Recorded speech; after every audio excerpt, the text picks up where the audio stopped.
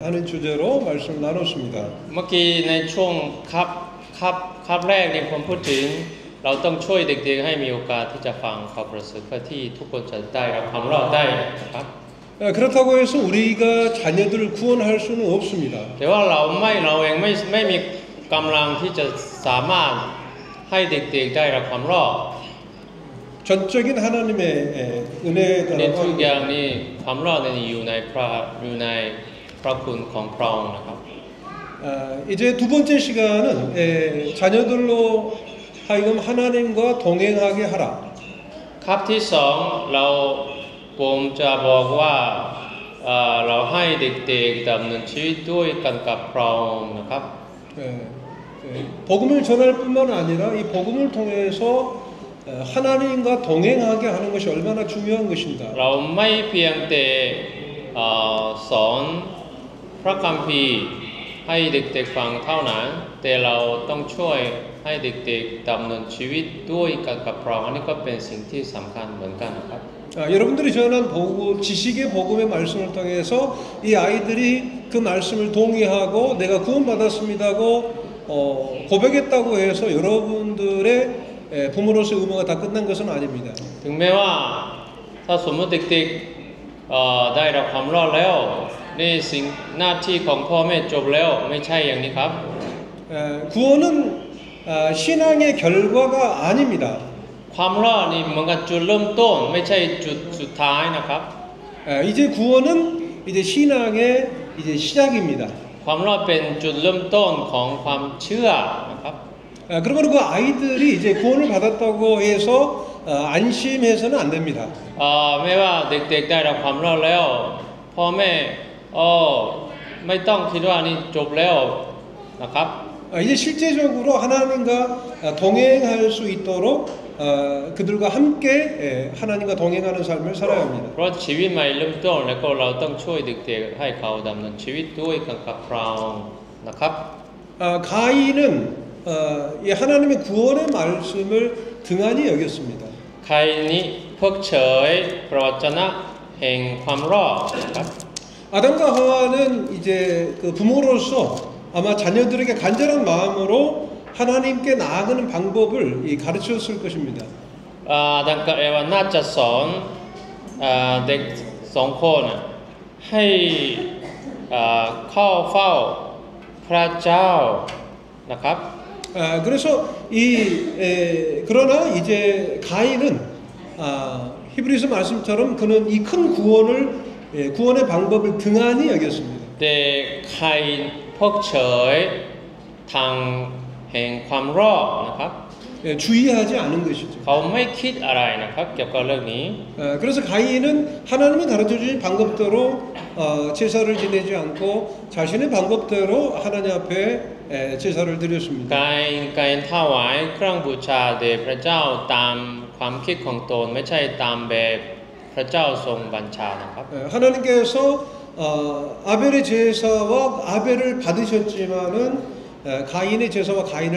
받지 않으셨다고 말씀하고 เพราะฉะ 있습니다. นั้นพระเจ้าไม่ได้ยอมรับการถวายของไคาอินแต่ทรงยอมรับการถวายของอาเบลนะครับ 하나님께서 가인의 제사를 받지 않고 가인을 받지 않을 때 가인은 어떤 태도를 취합니까? เมื่อพระเจ้าไม่ยอมรับการถวายของไคาอินนี่ไคาอินก็มีใจอย่างไรนะครับ 가인의 안색이 변했다고 ไค 말씀하고 าอินนี่หน้าตาของเขาเปลี่ยนนะครับ 안색이 얼굴은 이 마음에 있는 것을 그대로 드러내죠. ก็เลยนี่หน้าตานี่หน้าของเขาเปลี่ยนไปแล้วแสดงว่าใจของเขาก็เสียใจมากนะครับ 여러분들이 가인이라면 또 우리 자녀들이 가인과 같이 하나님께서 우리들 제사를 받지 않으실 때 우리는 어떤 자세를 취해야 ถ้า 되겠습니까? สมมุติพระเจ้าไม่ยอมรับการถวายของเราก็ควรจะมีใจอย่างไรดีนะครับ 우리들은 얼마든지 교회 가운데서 또 우리들의 삶 가운데서 하나님 앞에 실패할 수 있습니다. บางครั้งเราล้มแล้วในการดำเนินชีวิตนะครับ 하나님 우리를 받지 않으실 수도 있습니다. บางครั้งเรารู้สึกพระเจ้าไม่ยอมรับการรับใช้ของเรานะครับ 교회가 또 성도가 여러분을 받지 않을 수도 บางครั้ง 있습니다. เรารู้สึกพี่น้องก็ไม่ยอมรับการรับใช้ของฉันด้วยนะครับ 그러할 때 우리는 우리 자신을 돌아봐야 된다라고 ถ้า 하는 เป็น 거예요. อย่างนี้เราต้องพิจารณาดูตัวเองนะครับ 하나님께서 나의 제사를 받지 않은 이유가 무엇인가? นี่ทำไมพระเจ้าไม่ยอมรับการรับใช้ของฉันทำไม 우리 자신을 이렇게 เรา 돌아보고 ต้องพิจารณา 성찰해야 ดู 된다라고 ตัว 하는 เอ 거예요. งนะครับ 그리고 이제 긍정적인 마음으로 우리들의 삶이 우리들의 삶의 태도와 자세가 바뀌어야 된다라고 แล้ว 하는 ก็ 거예요. จริงใจของเราแล้วก็ทัศนคติของเราท่าทีของเราในชีวิตเราต้องเปลี่ยนนะครับ 하나님은 사람의 외적인 부분만을 보시지 พระ 않습니다. เจ้าไม่ทรงมองดูข้างนอกของเราเท่านั้นนะครับ 고린도 전서 이 4장 5절 말씀에 보면 하나님께서는 어둠에 감추인 것들을 장차 나타내신다고 말씀을 하고 있습니다. พระธรรม1 โครินธ์บทที่4ข้อ5บอกว่าพระเจ้าจะทรงเปิดเผยสิ่งที่อยู่ในความมืดนะครับ 다시 말하면 하나님은 우리들의 이 감추어진 부분을 알고 계시다라고 하는 거죠. อันนี้ก็แสดงว่าพระเจ้าทรงทราบแล้วสิ่งที่เราซ่อนอยู่ภายในครับ 성도님들은 어둠에 감추인 것들이 있습니까? พี่น้องมีสิ่งที่ซ่อนอยู่ในความมืดมีไหมครับ 우리는 그것을 서로 볼 수 없습니다. เรามนุษย์ไม่สามารถรู้ได้ครับเห็นได้นะครับ 그러나 하나님은 아시는 แต่ 것이죠. พระเจ้าทรงทราบแล้วนะครับ 가인의 제사와 아벨의 제사에 있어서 하나님 그 감추어진 그 사람의 마음을 하나님은 알고 계셨던 것이죠. ในระหว่างการถวายไคน์และอาเบลพระเจ้าทรงทราบแล้วสิ่งที่อยู่ภายในจิตใจของอาเบลและก็ไคน์นี่เป็นอย่างไรครับ 그 제사를 드리는 그 가인의 마음의 이 동기, 아벨의 마음의 동기를 하나님이 보시는 것입니다. พระเจ้าก็เลยทรงทราบแล้วว่าเจตนาของไคน์และอาเบลแล้วก็เจตนาของเราด้วยพระเจ้าทรงทราบแล้วนะครับ 이 구원이라고 하는 것은 어떤 의미가 있을까요? ความรอดนี้มีความหมายอะไรสำหรับเรานะครับ 사실 이제 우리가 구원받았다, 우리 자녀들이 구원받았다라고 했을 때 이제 그 아이가 죄 사함을 받았다. เมื่อเราคิดถึงความรอดเรามักจะคิดว่าคนนี้ได้รับความรอดแล้วหมายความว่าคนนี้ได้รับการยกโทษบาปนะครับ 그리고 이제 천국에 가서 영원한 생명을 얻었다라고 우리가 ค 말할 นนี้ 수가 จะไป 있습니다. สวรรค์ได้อยู่กับพระองค์ในสวรรค์เป็นนิจได้นะครับ 그래서 이제 어떤 그 공간적 개념 그리고 어떤 면벌적 개념의 구원을 우리는 생각할 수가 ก็เลย 있다는 เรา 거예요. คิดถึงเรื่องนี้ใช่ไหมเราอยู่ในสวรรค์ช่วยนิรันดร์เราได้รับการยกโทษบาปแล้วเรามักจะคิดถึงเรื่องนี้นะครับ 그러나 그와 같은 개념과 더불어서 사실 이 구원이라고 하는 것은 이 하나님과의 관계적 개념입니다. ไม่เพียงแต่สิ่งเหล่านี้เท่านั้นความรอดนี่หมายถึงความสัมพันธ์กับพระเจ้านะครับพูดถึงความสัมพันธ์กับพระเจ้า 내가 구원받았다. 그리고 우리 자녀가 구원받았다라고 하는 것은 어떤 것을 의미하는 것입니까? ฉันได้รับความรอดแล้วลูกๆของเราได้รับความรอดแล้วมีความหมายอะไรนะครับ 하나님과의 관계가 ความ 회복되었다라고 สัม 말할 수 พัน 있는 ธ์กับพระเจ้ากลับคืนดีแล้วพูดถึงเรื่องนี้นะครับ 그래서 이제 베드로전서 1장, 베드로전서 2장 พี่น้องเปิดพระธรรม1 เปโตรบทที่2นะครับ1 เปโตรบทที่2พี่น้องเปิดด้วยกันนะครับ 2장 24절, 25절을 이렇게 บทที่2ข้อ24และ25นะครับเมื่อพี่น้องพบแล้วก็อ่านด้วยกันนะครับ1 2 3ครับ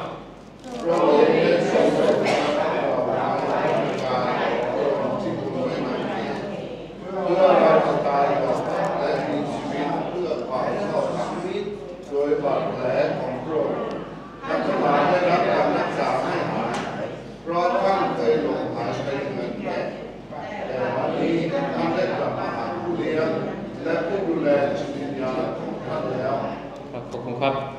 친히 나무에 달려 그 몸으로 우리 죄를 담당해 주셨습니다. พระองค์ทรงรับแบกความบาปของเราก็ ก็ถูกตรึงที่บนไม้กางเขนนะครับ 우리는 어쩌면 우리 자녀들에게 여기까지 복음을 전할 수도 있습니다. เนี่ยเราอาจจะประกาศข่าวประเสริฐจนถึงจุดนี้เท่านั้นนะครับ 예수님께 십자가에 죽으신 것은 너의 죄를 위한 พระ 것이야. พระเยซูตายแล้วเพื่อความบาปของลูก 그래서 예수님 믿기만 하면 너는 구원을 받을 수 있어. เชื่อในพระเยซูจะได้รับความรอด 그러나 여기까지만 전하면 여러분들은 구원을 온전하게 전한 것이 ถ้า 아닙니다. เราประกาศข่าวประเสริฐจนถึงจุดนี้เท่านั้นหมายความว่าเราไม่ได้ประกาศข่าวประเสริฐอย่างสมบูรณ์นะครับ 내가 이제 죄 사함 받았다, 내가 천국에 가게 되었다라고 하는 것은 이제 구원의 완전한 개념의 설명이 아니다라고 하는 거죠. เพียงแค่เราได้รับการยกโทษบาปแล้วจึงเราจะไปสวรรค์ได้แค่นี้ก็ไม่ใช่เป็นคำอธิบายอย่างสมบูรณ์ของความรอดชัดเจนนะครับ 예수님께서 친히 십자가에 달리시고 그 채찍을 맞으신 것은 우리들의 죄를 대속하셨을 뿐만 아니라 우리들로 하여금 영혼의 목자와 감독 되신 이에게 돌아오게 하시기 위함이다라고 하는 거예요. พระเยซูคริสต์ถูกเฆี่ยนตีถูกตรึงตายจนตายเพื่อเราทั้งหลายก็คือเพื่อให้เรากลับคืนมาหาพระผู้เลี้ยงแก่ผู้ดูแลวิญญาณจิตของเรามีความหมายอย่างนี้นะครับ 이 아이들이 삶 가운데서 이제 정말 하나님께로 돌아간 자로서의 삶을 살고 있느냐. ก็เลยเราต้องดูว่าเด็กๆของเรานี่มีชีวิตกลับมาหาพระองค์หรือไม่เราต้องดูเรื่องนี้ด้วยนะครับ 하나님께서 그 아이 가운데에서 지금 역사하고 있는 것인가? พระเจ้าทำงานอยู่ในชีวิตของเขาหรือเปล่าเราต้องดูเรื่องนี้ด้วยนะครับ 사실 여러분들은 구원의 말씀을 복음의 메시지를 전할 뿐만 아니라 이제 여러분은 사실 그리스도인으로서의 삶의 본을 보이셔야 된다라고 และ 합니다. ก็เราไม่เพียงแต่ต้องประกาศข่าวประเสริฐให้เด็กๆเท่านั้นเราเองต้องเป็นตัวอย่างที่ดีสำหรับเด็กๆของเราด้วย 오늘 첫 번째 메시지를 끝나고 한 형제님이 저희에게 다가오셨습니다. หลังจากการแบ่งปันเนี่ยเป็นครั้งแรกช่วงแรกเสร็จแล้วพี่น้องคนหนึ่งมาหาผมนะครับ 내가 정말 아이를 정말 사랑하고 있는가라고 하는 생각을 เขา 했다고 บอกว่า 했습니다. เนี่ยเมื่อฟังแล้วเขาพิจารณาดูตัวเองว่าผมรักลูกของฉันจริงหรือเปล่าครับ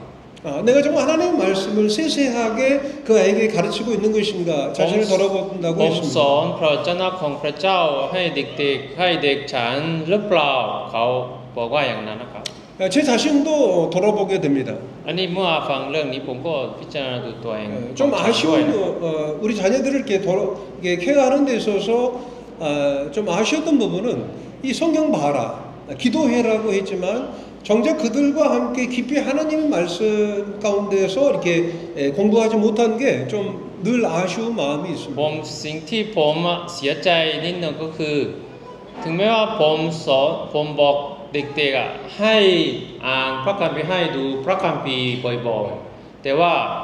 เราก็รวมกันแล้วก็ผมก็สอนพระคัมภีร์ให้เด็กๆฟังอย่างนี้นี่ผมทำอย่างนี้บ่อยๆไม่ได้อันนี้เป็นสิ่งที่ผมรู้สึกเสียใจนะครับ 그 아이들과 함께 이제 하나님 말씀을 볼 뿐만 아니라 우리들은 그들에게 삶의 본을 보여야 된다라고. เราไม่เพียงแต่สอนพระคัมภีร์เท่านั้นชีวิตของเรายังต้องเป็นตัวอย่างแบบอย่างที่ดีให้เด็กๆนะครับ 그래서 베드로전서 3장 18절에도 동일하게 베드로는 우리들에게 말하고 있습니다. พระธรรม1เปโตรบทที่3ข้อ18ยัง18ก็บอกด้วยว่าอย่างนี้นะครับพี่น้องอ่านด้วยกันนะครับบทที่3ข้อ18อ่านด้วยกัน1 2 3ครับ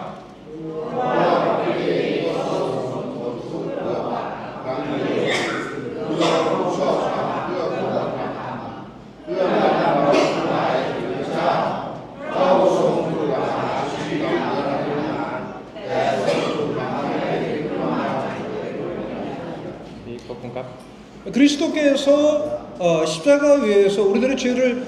대속하신 것은 궁극적으로 우리를 하나님 앞으로 인도하게 하려 함이다라고 การที่ 말씀합니다. พระเยซูทรงไถ่บาปของเรา ก็ตายที่บนไม้กางเขนก็คือเพื่อให้เราไปถึงพระเจ้านะครับ 여러분들이 자녀들에게 복음을 전했다면 이제 그들이 복음을 통해서 하나님에게로 인도되어져야 된다라고 하는 것입니다. ถ้าเราประกาศข่าวประเสริฐแท้จริงแล้วก็เราก็ต้องเห็นว่าเด็กคนนี้เข้ามาถึงพระเจ้าหรือไม่นะครับ 왜 자녀들이 여러분들과 함께 있다가 대학을 가게 되면은 교회를 떠나는 것인가? นี่เราก็เห็นสังเกตว่าบางคนเมื่อเด็กๆก็ไปเรียนต่อมหาวิทยาลัยไปต่างจังหวัดต่างเมืองเราก็เห็นว่าคนนี้ห่างจากพระเจ้าไปแล้วนี่เราก็เห็นเรื่องนี้บ่อยนะครับทำไมกับทำไม 부모로부터 이제 독립하게 될 때 정말 그의 믿음이 이제 드러나게 되는 것입니다. เมื่อเด็กๆของเราจากเราไปก็อยู่คนเดียวนี่ก็ความเชื่อของเขาแท้จริงความเชื่อจริงของเขาจะถูกเปิดเผยนะครับ 자녀들이 여러분들과 함께 정말 오래 함께 있다고 생각하지 마십시오. เราไม่ควรคิดว่าเด็กๆของเราอยู่กับเราตลอดนะครับ 아이들은 금방 여러분들의 품을 이제 떠나게 될 เด็ก 것입니다. ๆก็โตเร็วๆแล้วก็จากเราไปเร็ว 여러분들의 곁에 있을 때 여러분들이 복음을 전하지 않는다거나 그들이 하나님 앞에 안에서 올바른 동행의 삶을 살지 못한다면 그들은 거의 100% 하나님을 떠나게 될 ๆ 것입니다. ถ้าเราไม่ได้สอนพระคัมภีร์แล้วก็ถ้าเราไม่เป็นตัวอย่างที่ดีสำหรับลูกๆของเรา อันนี้ถ้าเมื่อถึงเวลาที่เขาจากเราไปแล้วเขาก็จะห่างจากพระเจ้าแน่ๆนะครับ 히브리 로마서 4장 25절에는 완벽한 복음의 말씀이 있습니다. พระธรรมโรมบทที่4ข้อ25ก็เราเห็นข่าวประเสริฐแท้จริงนะครับ 예수님께서 우리들의 죄를 위하여 죽으셨고 우리들을 의롭다 하시기 위하여 다시 살아나셨다고 말씀하고 พ 있습니다. ระเยซูสิ้นพระชนเพราะการละเมิดของเราแต่พระเยซูเป็นขึ้นมาจากความตายเพื่อให้เรา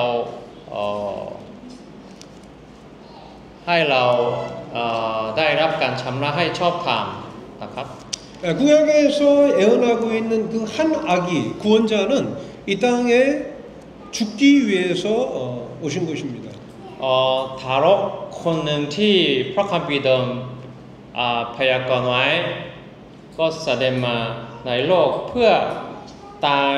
นะครับ 이제 죽게 됐다라고 하는 것은 다른 이에 의해서 죽임을 당한 것입니다. พระเยซูไม่ใช่ฆ่าตายตัวเองแต่ฆ่าตัวเองตายนี่แต่ถูกประหารชีวิตโดยคนอื่นนะครับ 예수님은 죽음을 당하셔서 우리들의 죄를 사하셨고 부활을 통해서 우리를 이제 완전하게 의롭게 하신 것입니다. พระเยซูสิ้นพระชนม์เพื่อให้เราได้รับการยกโทษบาปแล้วพระองค์เป็นขึ้นมาจากความตายเพื่อให้เราได้รับเพื่อให้เราเป็นคนชอบธรรมอย่างสมบูรณ์ได้ 그 완전한 복음을 우리에게 전해주고 그 다음 구절은 무엇입니까? ในหลังจากข้อนี้พระคัมภีร์บอกว่าอย่างไรนะครับเราจะดูนะครับ 로마서 5장 1절입니다. รวมพระธรรมโรมบทที่5ข้อ2นะครับพี่น้องอ่านด้วยกันก็ได้ครับเปิดพระธรรมโรมบทที่5ข้อ2โรมบทที่5ข้อ2เมื่อพบแล้วอ่านด้วยกันนะครับ1 2 3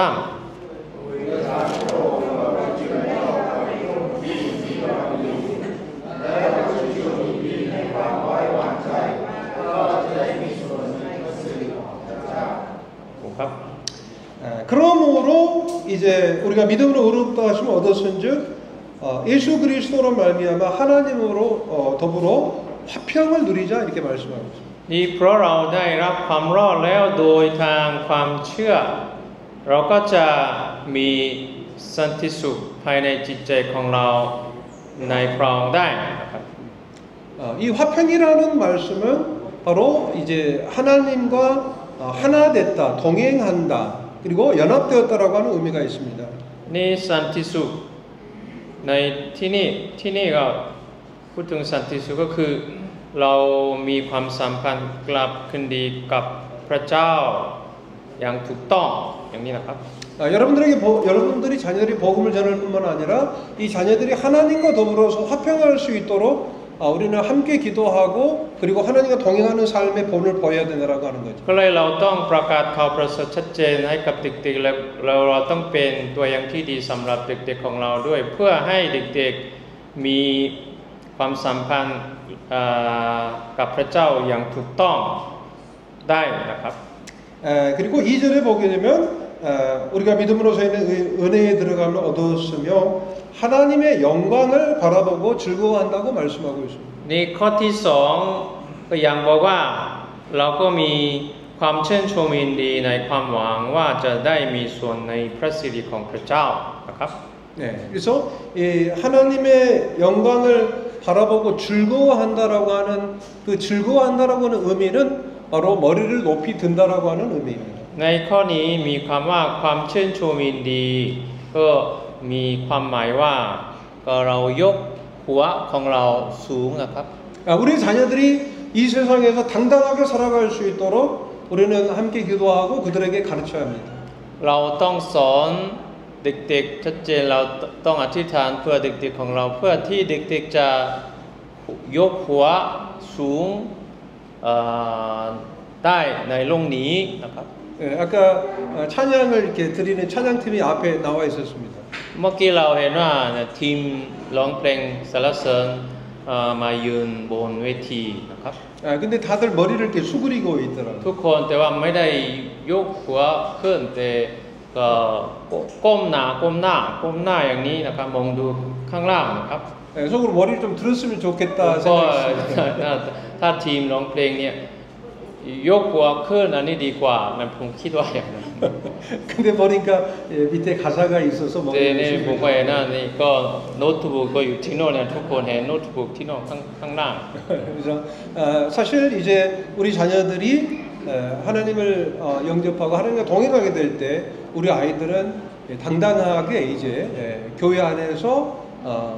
은사로 활용할 수 있고 세상 바깥에서도 이제 그 소금과 빛으로서의 당당함의 삶을 살 수 있는 것입니다. ก็เราก็คิดว่าในเมื่อเด็กๆของเราได้รับความรอดชัดเจนเนี่ยเขาก็จะสามารถยกหัวขึ้นเนี่ยด้วยความมั่นใจในขณะที่เขาดำเนินชีวิตในโลกนี้แล้วก็เขารับใช้พระเจ้าในคริสตจักรท้องถิ่นนะครับ 가인은 죄인이었습니다. ใครเป็นคนบาป 그는 변화되지 않았습니다. เขาไม่ได้เปลี่ยนแปลงนะครับ 그가 하나님 앞에 제사를 드렸지만은 그가 변화받지는 않았습니다. เขาอาจจะถวายก็เครื่องบูชาแด่พระเจ้าแต่ว่าเขาไม่มีอะไรเปลี่ยนแปลงนะครับ 여러분의 자녀들이 교회에 있다고 해서 또 여러분의 자녀들이 예배에 참석한다고 해서 그 아이가 정말 구원받은 것인가 하는 부분은 또 다른 문제다라고 하는 การ 거죠. ที่ถึงแม้ว่าเด็กๆของเราอยู่ในคริสตจักรมาร่วมกิจกรรมต่างๆในคริสตจักรสิ่งนี้ไม่ใช่หมายความว่าเขาได้รับความรอดนะครับ 그는 하나님의 방법대로 제사하지 않았을 뿐만 아니라 하나님께 그 제사를 받지 아니하였을 때 그는 동생 아벨을 쳐 죽입니다. เมื่อใครไม่ได้ถวายเครื่องบูชาด้วยความเชื่อพระเจ้าจึงไม่ยอมรับการถวายของเขาใครโมโหแล้วก็ฆ่าน้องชายด้วย 그래서 하나님께서 그 가인에게 아벨이 어디 있느냐고 물었을 때에 เมื่อพระเจ้าถามใครว่าอาเบลอยู่ที่ไหนครับ 그는 하나님을 두려워하지 않았습니다. แต่ใครไม่ได้กลัวพระเจ้า 아이들이 구원을 받았다고 하는데 하나님을 두려워하지 않는 것은 사실 구원받은 것이 아닙니다. เมื่อเราเห็นเด็กๆบอกว่าเขาได้รับความรอดแล้วแต่เขาไม่มีความยำเกรงพระเจ้าก็แสดงว่าเขาไม่ได้รับความรอดจริงๆครับ 내가 아우를 지키는 자입니까라고 하나님께 대드는 모습을 볼 수가 있습니다. ใครประท้วงพระเจ้าว่าผมเป็นคนที่รักษาน้องชายเหรอครับ 그래서 하나님은 이제 그에게 징벌을 이제 내리십니다. พระเจ้าจึงลงโทษใครนะครับ 12절입니다. ข้อ 4장 12절. ปฐมกาลบทที่4ข้อ12นะครับปฐมกาลบทที่4ข้อ12พระเจ้าลงโทษใครว่าอย่างนี้นะครับ12 읽어보라고 말할까요? 아니 선생님 읽으시면 12절요? 12절? 4장 12절. ผมจะอ่านให้นะครับ12เมื่อเจ้าเพาะปลูกบนดินจะไม่เกิดผลมากเจ้าจะต้องหลบหนีและพเนจรไปในโลก 주님을 이렇게 떠나서 땅에서 피하며 유리하는 자가 될 것이라고 말하고 있습니다. ที่นี่บอกว่าเนี่ยใครจะต้องหลบหนีและพเนจรไปในโลกครับ 그때 가인은 하나님께 내 죄벌이 너무 중하다고 말하고 있습니다. แต่ใครบอกว่าอย่างไรครับโทษของข้าพระองค์หนักเหลือที่ข้าพระองค์จะทนได้ 어떤 하나님의 어떤 그 임재가 있는 그곳에서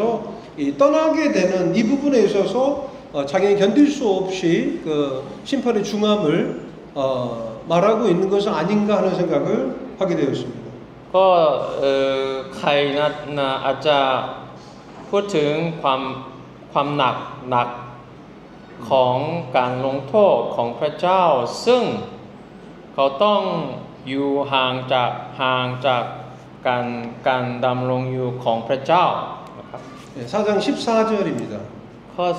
14นะครับ 4장 14절 같이 읽겠습니다. ข้อ14อ่านด้วยกันนะครับบทที่4ข้อ14เมื่อพบแล้วพี่น้องอ่านด้วยกันครับ1 2 3ครับ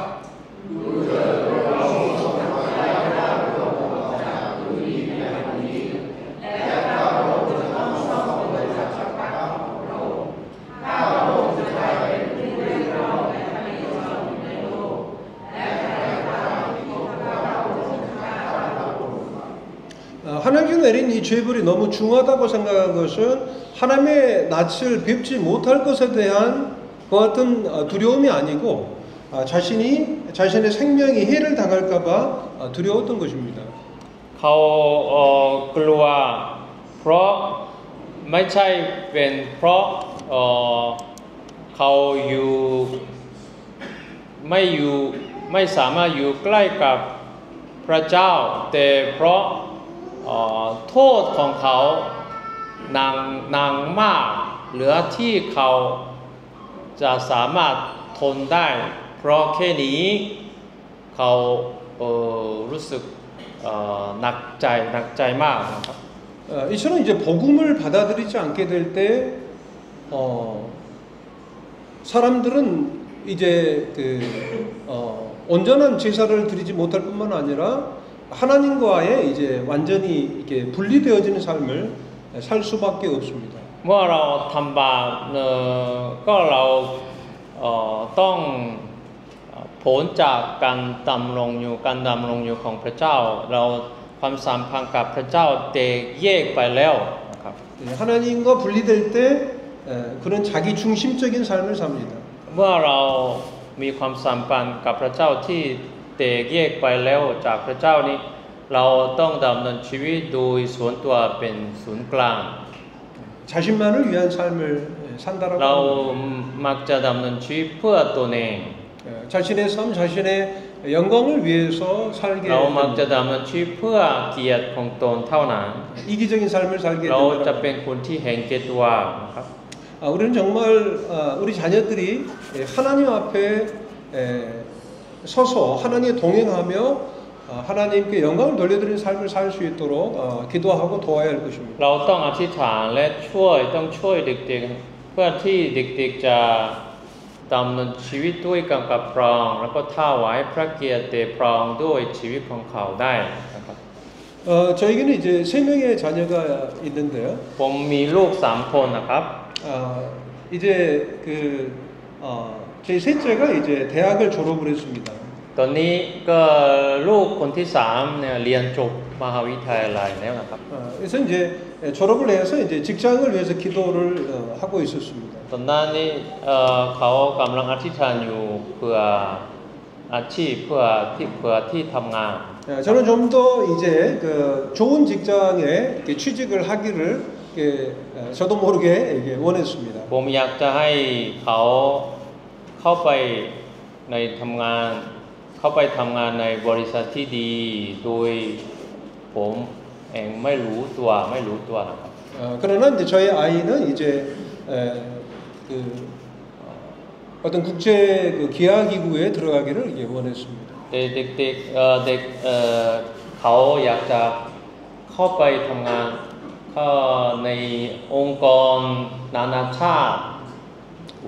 คือ뭐라고 국제 기하기구 국제 기하기구 ที่ช่วยคน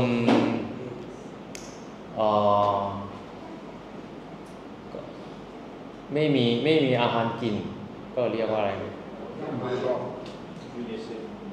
사회복지, 소셜 웰페어 이런 การองค์กรที่ช่วยคนที่ไม่มีอาหารนะครับเหมือนอย่าง 선교사인 저의 마음 가운데서도 이제 어떤 세상적인 그런 어떤 성공, 세상적 관점에서의 성공과 기대를 했었던 것 같습니다. ผมก็เป็นมิชชันนารีแต่ว่าผมมีความหวังว่าเขาจะเข้าไปทำงานในบริษัทองค์กรที่ดีในสายตาสังคมนะครับ 우리들은 다 그와 같은 마음이 있다라고 하는 เพื่อน 거죠. พ่อแม่นี่ก็มีใจอย่างนี้นะครับ 우리 자녀들이 세상적으로 잘 되기를 원하는 เราก็ 마음입니다. หวังว่าเด็กๆของเราจะประสบความสำเร็จในสังคมได้ 그러나 우리는 하나님 안에서 그 아이들이 성장하고 하나님 안에서의 비전을 가질 수 있도록 기도해야 한다는 거예요. แต่ว่าเราต้องอธิษฐานเราต้องช่วยเด็กๆให้เขามีวิชั่นคือในพระองค์คือวิชั่นก็คือวิสัยทัศน์ให้เขามีวิสัยทัศน์ในพระองค์นะครับ 자기 중심적인 삶이 아니고 정말 하나님이 그 사람의 삶의 주인이 되시고 중심이 되는 삶을 살 수 있도록 우리는 가르쳐야 한다는 เรา 것입니다. ต้องสอนให้เด็กๆทิ้งชีวิตที่เขาเองเป็นศูนย์กลางแต่ดำเนินชีวิตโดยพระเจ้าเป็นศูนย์กลางของเขาได้นะครับ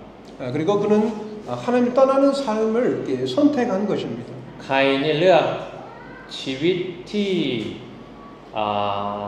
จากเราไปแล้วครับ 자신의 잘못을 돌이키고 회개하고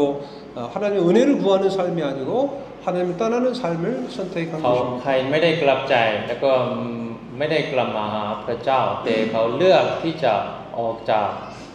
พระเจ้าไปนะครับ 그는 거짓말을 하고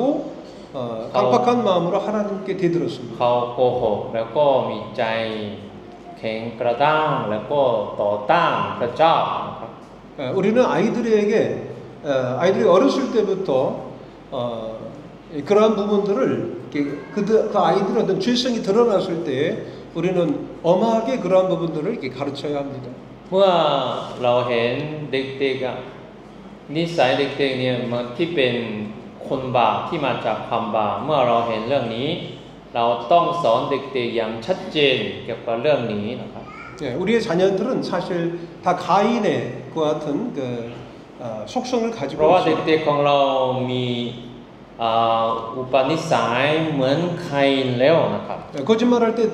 그냥 넘어가지 마십시오. เมื่อเด็กๆโกหกเนี่ยเราก็ปล่อยหรือเพิกเฉยไม่ได้เราต้องสอนชัดเจน 그러니까 이유 없이 이제 불평불만을 이야기하고 화를 낼 때 그런 부분을 우리들은 잘 가르쳐야 한다는 것입니다. ก็เมื่อเด็กๆแสดงอารมณ์แสดงความโมโหโดยไม่มีพื้นฐานไม่มีสาเหตุชัดเจนก็เราต้องสอนเรื่องนี้ด้วยนะครับ 복음을 전할 뿐만 아니라 복음을 받아들인 그리스도인으로서의 삶이 하나님과의 동행하는 삶이 어떠한 것인지 우리는 그 아이들에게 분명하고 세세하게 가르쳐야 할 필요성이 있습니다. เราต้องสอนเด็กๆอย่างชัดเจนว่าการดำเนินชีวิตด้วยกับครองมีความหมายอะไรจะเป็นอย่างไรเราต้องสอนเรื่องนี้ให้เด็กๆรู้ชัดเจนครับ 바로 이제 이 가인은 하나님의 낯을 피해서 이제 못 땅에 거합니다. หลังจากนั้นก็ใครออกจากพระพักพระเจ้าแล้วก็อาศัยอยู่ในแผ่นดินโน่นนะครับข้อ 16 พูดถึงเรื่องนี้นะครับ 가인은 하나님의 낯을 피해서 이 노시라고 하는 곳에 땅에 거하게 되는데 그 노시의 의미는 두려워 떨다라고 하는 의미를 가지고 있습니다. ใครออกไปผลพระพักพระเจ้าแล้วไปอาศัยอยู่ในแผ่นดินโน่นเนี่ยคำว่าโน่นมีความหมายกลัวจนตัวสั่นอย่างนี้นะครับ 하나님을 떠나게 될 때 사람들은 두려워하고 떨면서 자신만을 이렇게 의지하는 삶을 살게 됩니다. เมื่อเราออกผลจากพระพักพระเจ้าแล้วก็มักจะมีความกลัวจนตัวสั่นๆใช่ไหมครับในโลกนี้นะครับ 참된 평안과 안식이 เราไม่มีสงบสุขไม่มีสันติสุขนะครับ 기쁨이 없다라고 เราไม่มีความชื่นบานนะครับ 사실 에덴 동산이라고 하는 그 에덴의 의미는 기쁨이라고 하는 의미를 가지고 ใน 있죠. สวนเอเดนเนี่ยคำว่าเอเดนมีความหมายเนี่ยมีความสุขมีสันติสุขนะครับ 우리는 하나님의 임재를 떠나고 하나님의 낯을 피하게 될 때 사실 우리들에겐 참된 기쁨과 평안과 안식과 만족이 없다라고 하는 것입니다. เมื่อเราออกไปผลจากพระพักพระเจ้านี่เราก็ไม่มีสันติสุขไม่มีความสุขไม่มีการหยุดพักจริงๆนะครับ 여러분의 자녀들을 노땅으로 내모실랍니까? เราจะส่งเด็กๆไปอยู่ที่แผ่นดินโน่นไหมครับ 우리들에게 가장 중요한 것은 무엇입니까? สิ่งที่สำคัญมากที่สุดจริงคืออะไร 하나님 외에 우리 너 자녀들이 자. 가장 중요하지 않습니까? นอกจากพระเจ้าในเด็กๆของเราเป็นสิ่งที่สำคัญมากที่สุดสำหรับเราใช่ไหมครับ 우리들 자녀들이 정말 귀중한 존재들이 아니냐라고 เด็กๆของ 하는 เราเป็นคนที่สำคัญมากจริงๆสำหรับเราใช่ไหมครับ 우리는 이 아이들이 구원을 받을 뿐만 아니라 정말 그분의 임재 가운데 살 수 있도록 그분과 동행하면 살 수 있도록 우리는 어렸을 때부터 그들에게 가르쳐야 된다고 เราต้องสอนเด็กๆตั้งแต่เวลาที่เข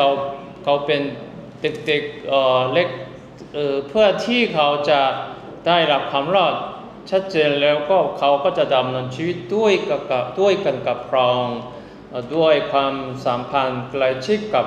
สนิทกับพระองค์ได้เราต้องสอนชัดเจนนะครับ 우리는 언제까지나 우리 자녀들과 함께 할 수 없습니다. เราไม่อยู่กับเราจะอยู่กับเด็กๆตลอดไม่ได้ 우리는 언젠가는 이제 정말 그 갈대 상자의 그 모세를 나일강에 띄어 보냈던 것처럼 우리는 그 아이를 멀리 떠나 보내야 เรา 된다. ต้องส่งเด็กๆจากเราไปให้จากเราไปเนี่ยอีกไม่นานเราต้องส่งต้องปล่อยเด็กๆของเรา 우리의 자녀들은 화살입니다. นี่เด็กๆของเราเหมือนลูกถนนลูกศรเหมือนอย่างนี้ครับ 그래서 이 화살을 언젠가 멀리 쏴 보내야 한다는 것이죠. ก็เลยเราต้องส่งต้องอิงลูกศรไปที่ 아무리 멀리 쏘아 보내도 우리가 안심할 수 있는 것은 그가 하나님과 동행하고 있기 때문이다라고 하는 거죠. ถึงแม้ว่าเด็กๆของเราจะจากเราไปแล้ว ถ้าเขาอยู่ดำเนินชีวิตกับเราอย่างใกล้ชิดกับเรานี่เราก็มีสันติสุขได้นะครับ 그러나 여러분의 자녀들이 아직 구원받지 못했다거나 구원받았다고 하지만 하나님과 동행하는 삶을 살고 있지 못한다면 우리는 아무리 가까이 있다 할지라도 그 아이에 대한 염려함이 있다라고 하는 것입니다. แต่ถ้าสมมติเด็กๆของเรายังไม่ได้รับความรอดหรือได้รับความรอดแล้วแต่ดำเนินชีวิตกับเราไม่ได้ก็เรายังมีความเป็นห่วงยังมีเยอะครับเยอะ 그래서 가인이 이제 노 땅에 이제 사실 이제 성을 쌓습니다. เมื่อไกนอาศัยอยู่ในแผ่นดินโนดเขาสร้างกำแพงสร้างเมืองนะครับ 네. 근데 이제 그 성을 쌓는 이유가 무엇이겠습니까? ทำไมไกนสร้างกำแพงสร้างเมืองนะครับ 바벨탑을 쌓은 인생들의 동기와 목적이 무엇이었냐는 거죠. ก็มนุษย์ก็สร้างหอบาเบลเพื่ออะไรด้วยใจเจตนาอะไรนะครับ 가인이 노세 성을 만든 것과 ใครสร้างเมืองขึ้นในแผ่นดินโน 그리고 신할 땅에 바벨론을 쌓은 사람들의 동기는 ก็เลย 같은 것입니다. มนุษย์สร้างหอบาเบลในดินแดนชินานี้มีเจตนาเหมือนกันนะครับ 제네시 창세기 여기 말씀을 함께 읽겠습니다. 시간이 없습니다. ก็ปฐมกาลบทที่11ข้อ4พี่น้องอ่านก็จอนี่พระคัมภีร์ในจอด้วยกันนะครับ1 2 3ครับ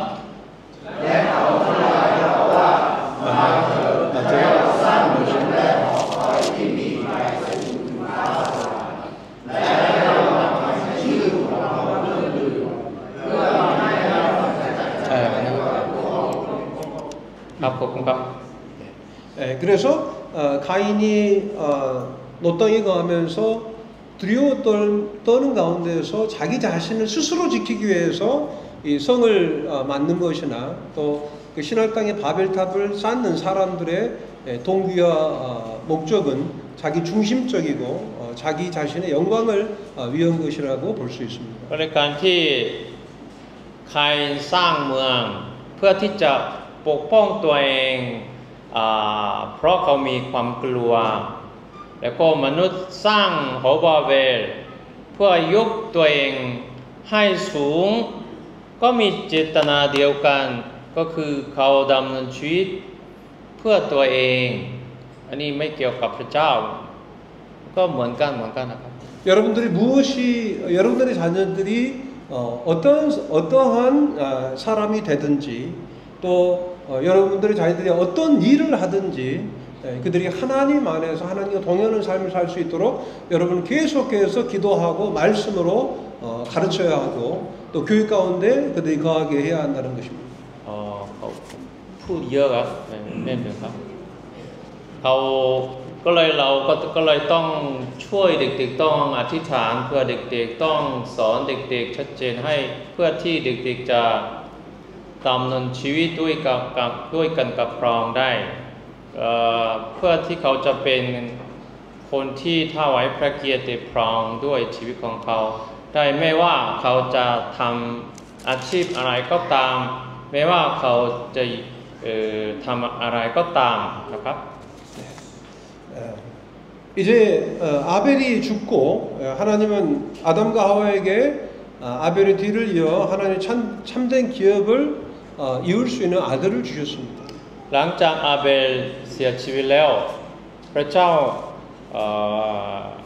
บุตรคนใหม่ให้อาดัมกับเอวานะครับ 그 이름이 이제 셋입니다. เขาชื่อเซธ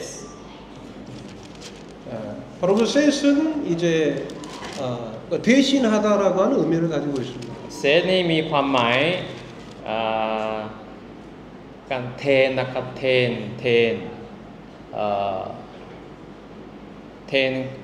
เขาครับ 하나님의 기업을 이유는 자녀로서 아벨을 대신할 자녀를 준 것입니다. เพราะเศษเป็นคนที่แทนอาเบลในการได้รับมรดกจากพระเจ้า 하나님의 축복의 통로가 되는 이 같은 자손으로서의 그 대를 이을 수 있는 자녀를 준 것입니다. พระเจ้าให้เศษประทานเศษให้อาดัมกับเอวาเป็นคนที่จะสืบทอดมรดกที่มาจากพระองค์ได้นะครับ 모든 인류가 그 자손을 통해서 축복을 받게 되는 것입니다. โดยผ่านทางคนนี้มนุษยชาติทุกคนจะได้รับพระพรจากพระเจ้าได้ 우리 또한 또 우리 자녀들이 이 세상에 하나님의 축복의 통로가 되기를 이렇게 원합니다. เราก็อยากจะให้เด็กๆอยากให้เด็กๆของเราเป็นช่องทางในการสืบในการที่มนุษย์ทุกคนจะได้รับพระพรจากพระเจ้าใช่ไหมครับ 26절에 보면 이 셋도 아들을 낳았는데 그 아들의 이름이 에노스입니다. 에노스. 4장이죠 4장. 4장 พระธรรม 26절. ปฐมกาลบทที่4ข้อ25และ26บอกว่าเศษก็มีบุตรคนหนึ่งก็เรียกชื่อว่าเอโนสครับเอโนส 에노스의 이름의 뜻은 바로 사람이라는 뜻을 가지고 เอโน 있습니다. สชื่อเอโนสมีความหมายก็คือมนุษย์ครับมนุษย์ 그 사람은 어떤 뜻을 가지고 있습니까? มนุษย์คำว่ามนุษย์มีความหมายอะไร 연약하다는 의미를 가지고 있습니다. คำว่ามนุษย์มีความหมายว่าเขาเป็นคนที่มีความอ่อนแอคนที่อ่อนแอนะครับ 우리는 우리 자녀들에게 우리 자식들의 연약함을 가르쳐야 합니다. เราต้องสอนเด็กๆก็ให้เขารู้ว่าเขาเป็นคนที่มีความอ่อนแอนะครับ 이 세상은 아주 자기 중심적이고 자기 어떤 교만에 빠져 있습니다. เพราะโลกนี้ก็เต็มไปด้วยคนที่มีความ 자기 중심적이고 자기의 자기 자기 교만. อันนี้ความ 교만한 사람. ความจองหองในตัวเองแล้วก็มันก็ความเขาเองเป็นศูนย์กลางมันก็เห็นแก่ตัวครับอันนี้คำศัพท์นี้อธิบายยากครับ 그래서 이제 태국은 모르겠습니다. 근데 한국에서는 네가 최고야라고 가르칩니다. ไม่รู้ว่าประเทศไทยนี่เขาสอนอย่างไรให้กับเด็กๆแต่เกาหลีนะครับ เราสอนว่าลูกเป็นคนสุดยอดที่สุดคนที่สำคัญมากที่สุด 네가 최고고 네가 정말 강한 자다 이렇게 가르칩니다. ลูกเป็นคนที่มีความแข็งแรงก็มากที่สุดเราสอนว่าอย่างนั้น 그래서 아이들이 아주 이렇게 마음이 높아져 있습니다. ก็เลยเด็กๆของเราคนเกาหลีนั้นเขามีใจก็สูงครับยกตัวเองสูงเหมือนกับดูถูกคนอื่นด้วยครับ 자기 원하는 대로 하려고 합니다. เขาอยากจะทำสิ่งที่เขาชอบเขาไม่คิดคนอื่นนะครับ 원하는 것을 갖지 않을 때 참을 수 없어 합니다. ถ้าเขาไม่ได้รับสิ่งที่เขาต้องการนี่เขาอดทนไม่ได้ 안 되는 것은 안 되는 것이라고 여러분들 가르쳐야 합니다. แต่เราต้องสอนให้เด็กๆต้องรู้ชัดเจนว่าอันนี้เป็นสิ่งที่ทำไม่ได้เราต้องสอนชัดเจนนะครับ 여기 오니까 여전히 아이들이 다 이렇게 이것을 보고 있었어요. เมื่อผมมาที่นี่ผมก็เห็นเด็กๆก็ติดมือถืออยู่นะครับ 먼저 뭐 2살, 3살짜리들도 필리핀에서 다 봅니다. อายุ2 ขวบ 3 ขวบนี่ประเทศฟิลิปปินส์ก็เป็นเช่นนี้เหมือนกันนะครับ 이건 예를 드는 것입니다. แค่ผมก็แค่ยกตัวอย่าง 저희가 야 이제 그만 봐. 여기서 이제 부모 엄마 아빠가 이렇게 뺏어갑니다. พ่อแม่อันนี้พอแล้วดูมือถือพอแล้วพ่อแม่อันนี้แย่งชิงมือถือเอาไป 소리를 지르고 그냥 그것을 เด็ก 잘 찾을 ๆก็ร้อง 때까지 ให้เสียงดังแล้วก็เขาไม่หยุดจนพ่อแม่อนุญาตให้นะครับ 그럼 결국은 이제 엄마나 아빠는 이것을 주워버리죠. ก็เลยพ่อแม่ในที่สุดโอเคพอแล้วผมจะให้นะครับผมจะอนุญาตนะ 편하기 때문에. เพราะอันนี้เป็นวิธีสะดวกให้เด็กๆมองดูอันนี้พ่อแม่ก็รู้สึกโอ้สบาย 자녀를 교육하는 데는 정말 큰 수고와 또 인내가 필요한 것입니다. ก็เลยเราต้องการความอดทนแล้วก็ความตรากตรำเยอะเพื่อที่จะเลี้ยงลูกนะครับ 아이를 저희 때는 이제 부모님이 이렇게 체벌을 했습니다. ในสมัยผมครับเมื่อเลี้ยงลูกพ่อแม่ของผมเนี่ยตีครับตี 근데 이제 지금은 이제 체벌이 금지가 된 것으로 알고 있습니다. แต่ว่าตอนนี้ในปัจจุบันนะครับตีเด็กๆไม่ได้ใช่ไหมครับ 어때 태국은 아이들 체벌할 수 있습니까? ประเทศไทยตีเด็กๆได้ไหมครับพูดถึง 때릴 수도 있는데 애기들은 때리면 안 된다. 근데 법적으로 아니 풀슨 꽃말 꽃말 그거 뭐야 안 된대요. 네. 과거에는 이제 이게 됐습니다. เกาหลีเมื่อก่อนนะตีได้ก็ตีได้ 왜냐하면 이 부모님들이 이렇게 체벌을 할 때 사랑으로 체벌을 했습니다. เพราะเมื่อก่อนเมื่อพ่อแม่ตีเด็กๆก็เขาตีเด็กๆด้วยความรัก 체벌을 할 때 그 아이의 아픔보다도 더 큰 아픔으로 이 체벌을 했다라고 하는 เมื่อ 거예요. ตีเด็กๆพ่อแม่รู้สึกเจ็บมากกว่าเด็กๆครับ 근데 요즘은 이제 부모님들이 이제 막 성질을 내면서 아이를 แต่ว่าตอนนี้ปัจจุบันพ่อแม่โมโห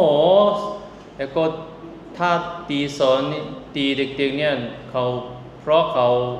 แสดงอารมณ์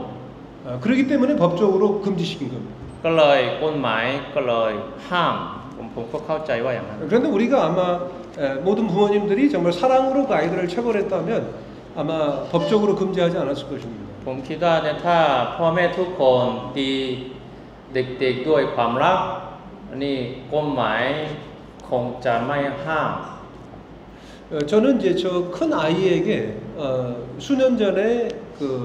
용서를 구했습니다. 용서를 구했습니다. ผมสำหรับผมครับส่วนตัวครับผมก็ขอยกโทษบาปขอยกความผิดของฉันให้ลูกคนหนึ่งก็เพื่อที่เขาจะให้อภัยฉันได้ 그 아이가 이제 중학교 때 제가 손찌검을 이렇게 했습니다. เมื่อเขาเป็นมัธยมผมก็ตีหน้าตาอันนี้จะเรียกว่าภาษาไทยตบหน้าครับตบหน้าปุ่มอย่างนี้ก็เลยต้องขอโทษต้องขอให้อภัย 그건 체벌이 아니고 제가 그 아이에게 이제 เพราะอันนี้ไม่ใช่สอนไม่ใช่ตีสอนเด็กๆก็เป็นการแสดงอารมณ์ของฉันครับ 그 아이가 이제 장성하고 이제 시집가려는 그 무렵에 아마 제가 그 즈음에 제가 그 아이에게 정식으로 사과를 ใน 했습니다. ลูกสาวครับลูกสาวก็เลยเมื่อเขาโตแล้วผมต้องบอกกับเขานะ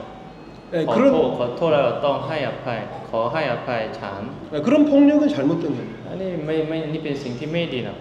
그러나 우리가 그 아이들에게 마땅히 가르칠 것들을 가르쳐야 한다는 แต่เราต้องสอนสิ่งที่เรา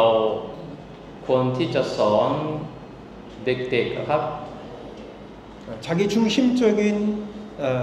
사람이 되지 않게 해야 하는 것입니다. ไม่ให้เด็กๆเป็นคนที่มันก็เห็นแก่ตัวนะครับ 여러분에게 너에게 죄성이 있다라고 하는 것을 가르쳐야 합니다. เราต้องสอนเด็กๆชัดเจนว่าเด็กลูกมีนิสัยบาปครับก็มีเป็นคนบาปครับ My pen Rye라고 해서는 안 되는 거예요. เราไม่ควรบอกว่าไม่เป็นไร 말페나이가 아니다. ไม่ใช่แล้วไม่เป็นไรครับต้องสอนชัดเจน 가르쳐. เราต้องสอนชัดเจน 네가 정말 연약한 자다. อันนี้เราเป็นฉันลูกเป็นคนอ่อนแอนะเพราะบาป 그리고 이제 너는 정말 연약한 자다라고. เราต้องสอนชัดเจนเรื่องนี้ลูกเป็นคนบาป 너는 에노스다라고 하는 걸 가르쳐야 된다. ก็ลูกเป็นเอโนส 그래서 그때의 사람들이 비로소 여호와의 이름을 ตอนนั้น 불렀더라. เนี่ยมนุษย์เริ่มร้องออกพระนามของพระเจ้าเดี๋ยวเจอเลย 26절입니다. 4장인가요? 네. ข้อ 26 บทที่ 4 ข้อ 26 บอกว่าแล้วเศษมีบุตรคนหนึ่งเรียกชื่อว่าเอโนสตั้งแต่นั้นมนุษย์เริ่มออกพระนามพระยาเวห์นะครับ 그때 비로소 사람들이 하나님의 이름을 불렀다라고 ตั้งแต่นั้นมาเนี่ยมนุษย์เริ่มร้องออกพระนามของพระเจ้าครับ 사랑하는 형제자매님들 여러분 자녀들에게 네가 최고야라고 가르치지 마십시오. เราไม่ควรสอนเด็กๆว่าลูกเป็นคนสุดยอดที่สุดนะครับ 너는 연약한 자고 또 너에게는 죄성이 있다라고 เรา 하는 ต้อง 것을 สอน 가르치십시오. เด็กๆว่าลูกเป็นคนบาปลูกเป็นคนอ่อนแอเพราะบาปอันนี้เราต้องสอนชัดเจน 그리고 하나님을 부를 수 있는 부르는 자들로 성장할 수 있도록 가르치십시오. เราต้องสอนให้เด็กๆเติบโตเป็นคนที่ออกพระนามร้องออกพระนามของพระเจ้านะครับ 복음을 세세하게 가르치십시오. เราต้องสอนเขาประเสริฐอย่างละเอียดครับ 그리고 그 복음을 통해서 그들이 우리의 목자장 되신 예수 그리스도 하나님께로 돌아올 수 있도록 하십시오. แล้วก็เราก็ต้องสอนเด็กๆเพื่อให้เด็กๆกลับมาหาพระองค์ผู้ที่ทรงเป็นผู้เลี้ยงแก่แท้จริงของเรานะครับ 그래서 이제 질문인데 질문도 한번 읽어보시기 바랍니다. อยู่เราครับอันนี้วิทยากรเตรียมคำถาม2ประการ2ข้อนะครับพี่น้องอ่านด้วยกันก็ได้นะครับข้อ1คำถามข้อ1อ่านด้วยกัน1 2 3ครับฉันเป็นตัวอย่างที่ให้กับลูกๆในการดำเนินชีวิตที่เป็นหนึ่งเดียวและเดินเคียงข้างกับพระเจ้าใช่ไหมอันนี้เขาเปลี่ยนภาษาอังกฤษเป็นภาษาไทยเรียนมาแปลมาอย่างนี้ครับโอเคพี่น้องเข้าใจใช่ไหมครับคำถามที่1ก็ให้พี่น้องพิจารณาดูตัวเองด้วยคำถามนี้นะครับโอเคก็คำถามที่2อ่านด้วยกัน1 2 3ครับฉันกำลังสอนลูกให้ดำเนินชีวิตในฐานะของเจ้าทั้งในด้านปฏิสัยและทัศนคติแบบนี้ครับเปลชัดเจนมากครับใช่ไหมครับโอเคเขาเข้าใจแล้วครับ끝나신가요? 네, ขอบคุณมากครับจบแล้วครับ